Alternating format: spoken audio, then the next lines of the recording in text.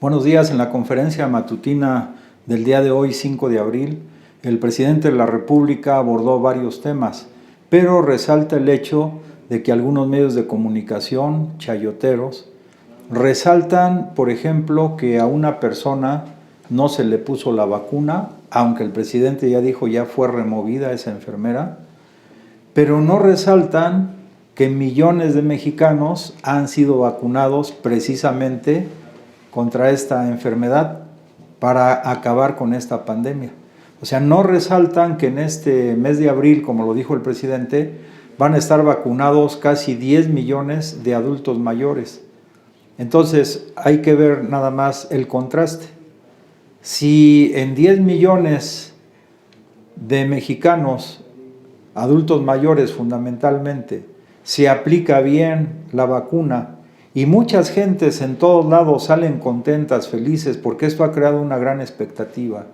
Hijos que llevan a sus padres, nietos que llevan a sus abuelos, y que salen muy contentos, o sea, como ven esta vacuna como una bendición, sobre todo los que son creyentes, ¿no? Y si ya van casi 10 millones van a estar en este mes de abril, entonces siempre resaltar y tratar de generalizar un error o una actitud negativa o negligente de alguna persona en particular, tratan de hacerlo pasar como si fuera el presidente el que ordenó que no se vacunara a esa persona o que no se le inyectara o que se pusiera aire. No, pues están muy equivocados. Afortunadamente, aunque esto lo repiten una y mil veces, esa tesis de Goebbels de que repite una mentira 1000 veces y se convertirá en verdad, o aquella aforisma de que lo que no mancha tizna, pues fíjense que en el caso del presidente de la República, por su labor extraordinaria, por ese gran humanismo y sobre todo por la autoridad moral que ha ganado, no solamente en México, sino también en el exterior, esas noticias caen por su propio peso, más bien esas fake news, pero más bien hay que resaltar el enorme esfuerzo que ha hecho el gobierno que encabeza el presidente de la República para garantizar que a todos los mexicanos les llegue este beneficio de manera absolutamente gratuita.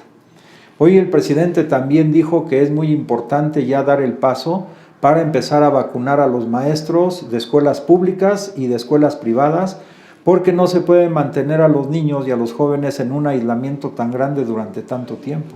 Entonces la preocupación del presidente está puesta en una actitud humana, humanista, a favor de los mexicanos.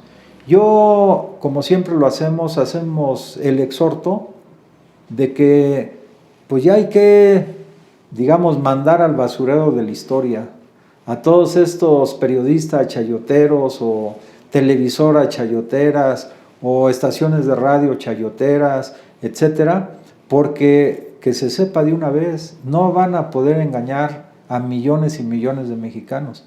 El engaño puede prosperar en una situación donde se carezca de información o donde pueda haber una ignorancia generalizada provocada por estos mismos medios de comunicación, salvo honrosas excepciones. Pero como estamos en una dinámica muy impresionante, donde vamos viendo diario a diario los frutos de este gobierno que encabeza el presidente de la República, esas cosas caen por su propio peso. No obstante, hay que estar una y otra vez denunciándolas, aclarándolas, porque eso va abriendo más la conciencia de todos los mexicanos. Por ejemplo, miren, otra fake news que sacó uno de los medios de comunicación, ya ni decimos el nombre porque le hacemos propaganda.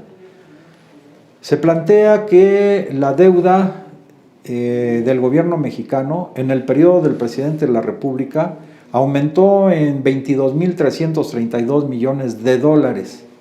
Entonces uno diría, no, pues es una exageración si el presidente de la República ha dicho, y además así lo ha hecho, que no vamos a pedir deuda para salir de la crisis en lo que nos sumió tanto el modelo neoliberal y que se agudizó con el tema de la pandemia. Entonces podría ser o aparecer como una contradicción, como que ya aumentó la deuda y el presidente dijo que no se iba a pedir deuda.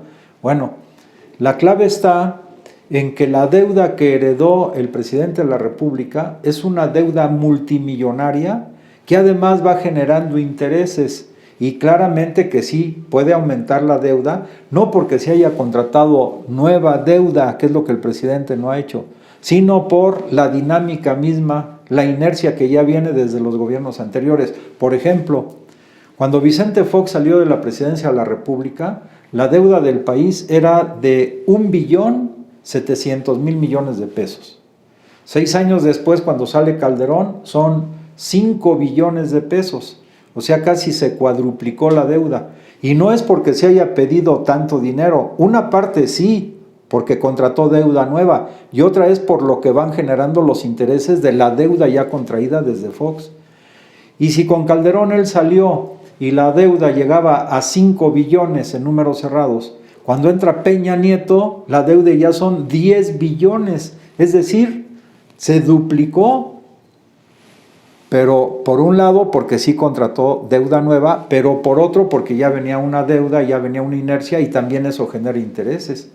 Otro ejemplo, tan solo en el tema del Fobaproa, cuando malamente el PRI y el PAN, el PRI desde el gobierno con Zedillo y el PAN desde la Cámara de Diputados con su asesor principal, dirigente, que hoy resucita, Diego Ceballos de Fernández, deciden pactar, Diego Fernández de Ceballos, perdón, deciden pactar que la deuda multimillonaria que debían los banqueros se convierta en deuda que paguemos todos los mexicanos, es decir, le lanzan un enorme salvavidas a los exbanqueros, ya no pagan ellos nada, y sí lo pagamos ahora millones de mexicanos. Ese Fobaproa famoso, en su momento cuando se aprobó, repito, con la complicidad del PRI y del PAN en ese momento, ascendía más o menos en números cerrados a 1 billón de pesos, 1 millón de millones de pesos. Bueno, cada año, por ejemplo en el año 2009, se autorizó para pagar esos intereses, solamente los intereses, alrededor de 30,000 millones de pesos. Pero ahora en los últimos años se está pagando casi 20 veces más de intereses solamente. Y entonces, aunque ya se pagó prácticamente esa deuda de 1 billón, ahora lo que debemos son 3 billones de pesos. ¿Por qué? Porque las condiciones en que se pacta la deuda son tales que permite que se vayan generando intereses y más intereses. Entonces, que no nos vengan con el cuento de que efectivamente si la deuda aumentó, no es porque el presidente haya contratado nueva deuda para resolver estos temas de la pandemia u otros, sino fundamentalmente porque ya viene una inercia. Pero eso, si no estamos atentos, pues podemos creer las fake news que producen estos medios de comunicación. Por eso el presidente dice, para irnos evitando todos esos problemas, fíjense aquí la situación tan importante. Debemos ahora nosotros, si centramos la atención en Pemex, que Pemex lo está defendiendo el gobierno, anteriormente en estos gobiernos neoliberales y más atrás incluso, 40% del presupuesto nacional venía precisamente de los ingresos de Pemex.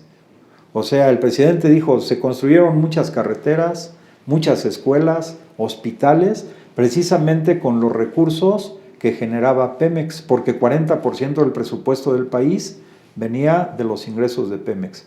Hoy dice, estamos rescatando a Pemex, estamos fortaleciendo a Pemex y entonces estamos bajando los impuestos a Pemex para fortalecer esta empresa del Estado en el ánimo de que una vez que esté construida la refinería en Dos Bocas y se reconfiguren las 6 refinerías con que cuenta el país, seamos totalmente autosuficientes en la producción de gasolinas y otros combustibles. Autosuficiencia. Y también autosuficientes en la producción de alimentos. Y agregaríamos también autosuficientes en el desarrollo técnico-científico del país. Y también diríamos autosuficientes en las cuestiones de carácter climático. Aunque todo el mundo está interconectado, pero de todas maneras, cada pueblo y cada país puede prever de manera independiente, de manera autónoma, muchas de estas calamidades que se presentan. Entonces, aquí el tema hoy es autosuficiencia alimentaria, energética, etcétera, etcétera. Es decir, dijo el presidente, producir lo que necesitamos consumir. Y tratándose del petróleo, él dijo, para que veamos de dónde viene la lucha, cuando Cárdenas nacionalizó el petróleo, dijo el presidente, no todos le aplaudieron. ¿Por qué? Porque había intereses nacionales y extranjeros que no estuvieron de acuerdo con esa medida del presidente de la República, del general Lázaro Cárdenas. ¿Quiénes no le aplaudieron? Y no solamente no le aplaudieron, el pueblo evidentemente que aplaudió, y no solamente aplaudió, sino que generosamente llegó al Palacio Nacional, al Zócalo, a regalar, digamos, gallinas, anillos de boda, aretes, algunas monedas, para ayudar a llevar a cabo la indemnización de estas empresas extranjeras que sustraían estos recursos fundamentales de nuestro suelo, del subsuelo. Bueno, ¿quiénes no aplaudieron? Bueno, ustedes lo pueden ver, por ejemplo, en los principios doctrinarios del Partido Acción Nacional, que se fundó un año después. La expropiación fue el 18 de marzo de 1938. El Partido Acción Nacional se fundó en septiembre de 1939. Si vemos los principios doctrinarios del Partido Acción Nacional, claramente surgió, ahí lo dice, ustedes lo pueden ver, para combatir esa medida que tomó el presidente de nacionalizar y expropiar a las empresas extranjeras sus bienes para que el único que pueda extraer el petróleo sea el Estado mexicano a través de una empresa que es Pemex.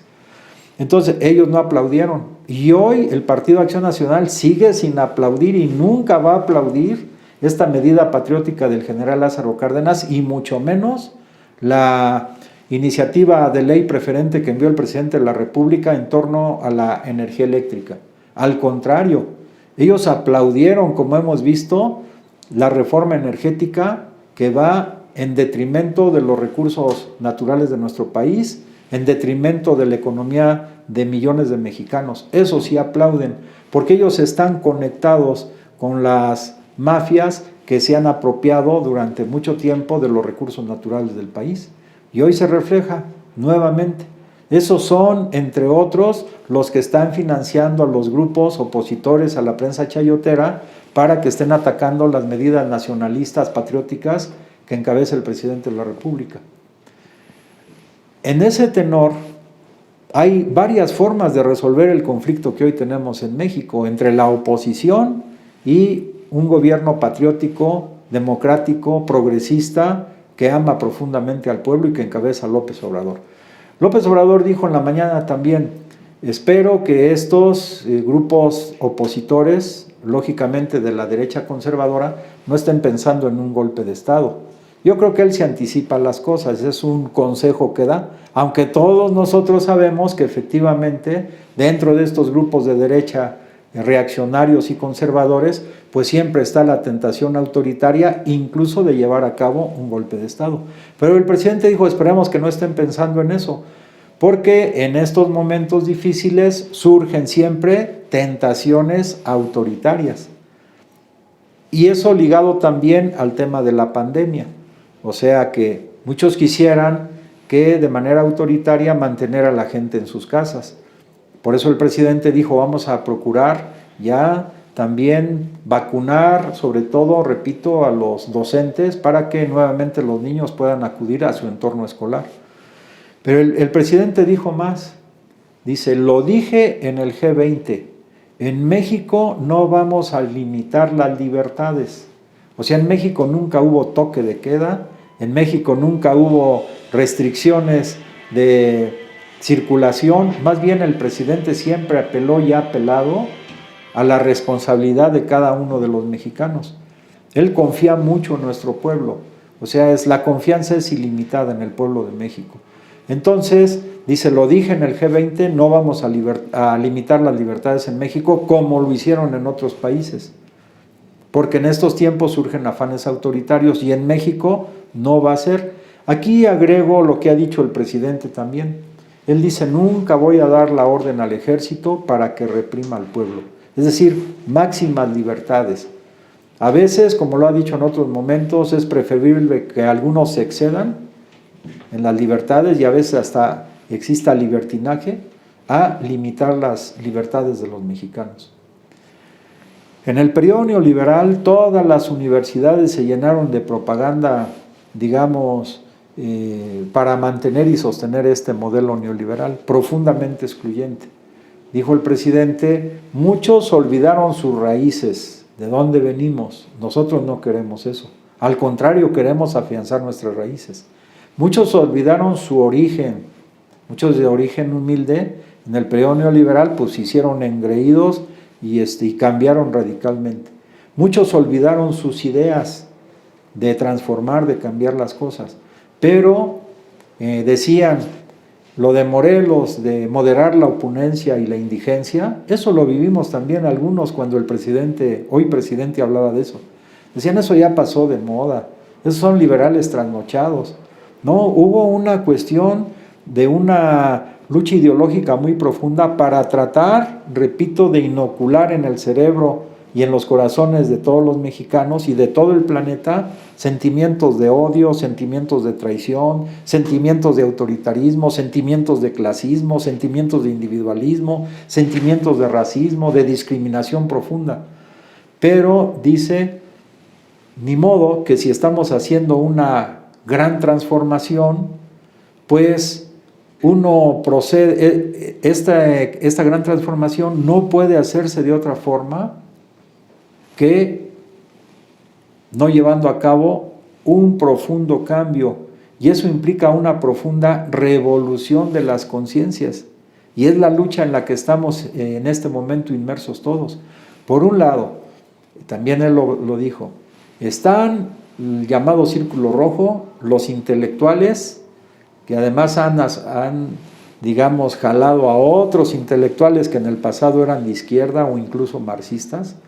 Está el grupo, repito, del círculo rojo, y está por otro lado, pues una lucha desigual en cuanto al número, porque está el presidente López Obrador diario insistiendo sobre lo mismo, desigual en cuanto al número, pero de una calidad extraordinaria las frases, las acciones que hace el presidente de la República.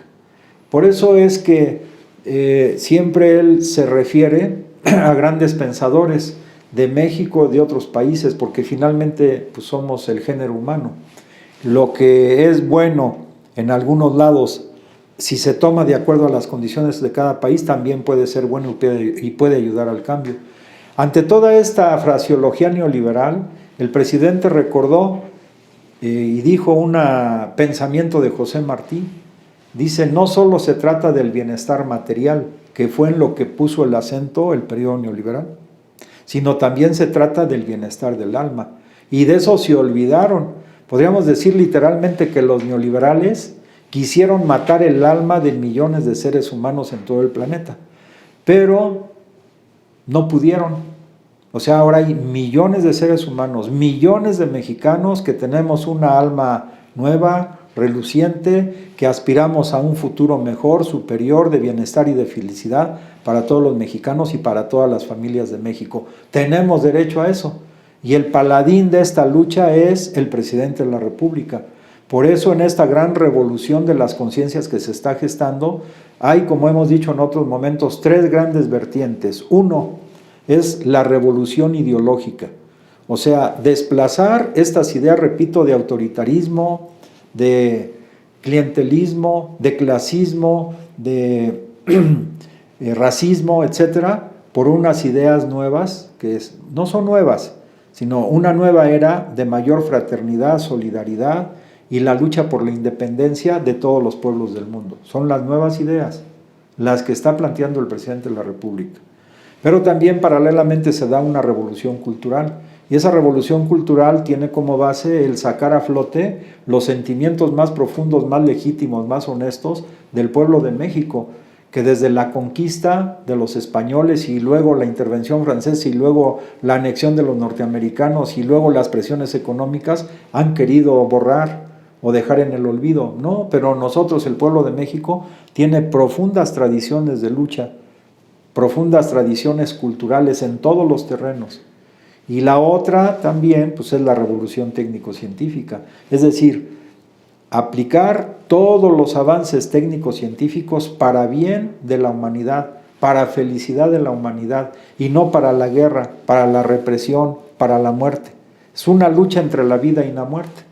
Entonces, esta revolución de las conciencias nos va definiendo. O estamos del lado de los que quieren seguir manteniendo los privilegios del pasado y que algunos aspiran a ser como ellos, o estamos del lado del bien, o sea, de los que queremos la felicidad para nuestro pueblo, los que queremos y amamos a nuestra patria, los que, como dice el presidente, y con esto concluimos, hay que amar a la familia, hay que amar al prójimo, hay que amar a la naturaleza, hay que amar a la humanidad y hay que amar a nuestra patria.